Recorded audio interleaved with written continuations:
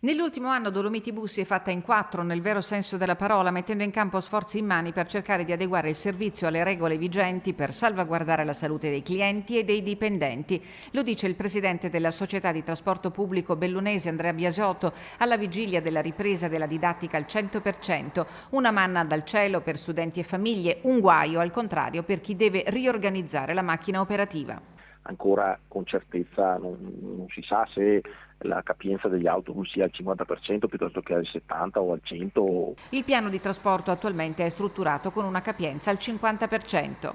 Anche se è il 50 e il 50, abbiamo aggiunto mi pare dai 16 ai 18 autobus, poi ovviamente monitoriamo ogni giorno, abbiamo messo anche degli steward che controllano eccetera e poi come si dice, moduliamo la presenza di autobus in servizio in base anche alla richiesta e a quanti utenti, quanti clienti utilizzano il servizio. No? Dalla prossima settimana il meccanismo sarà stravolto. Oggi il presidente Zaia non ha fatto mistero delle difficoltà. Non ci sono mezzi sul mercato, ha detto, e la sua preoccupazione è condivisa dalle società di trasporto, così come dalle istituzioni. Come si riuscirà a conciliare l'esigenza del ritorno alla scuola totalmente in presenza con il distanziamento è tutto da definire. Ci vorrebbe il raddoppio degli autobus, ammette Biasiotto. Domani è previsto in proposito un vertice convocato dall'assessore regionale De Berti. Raddoppiare tutto in una settimana e fare un servizio, poi nelle strade della provincia di Belluno lei si immagina che sì, non è Milano, insomma già, a parte che Milano ha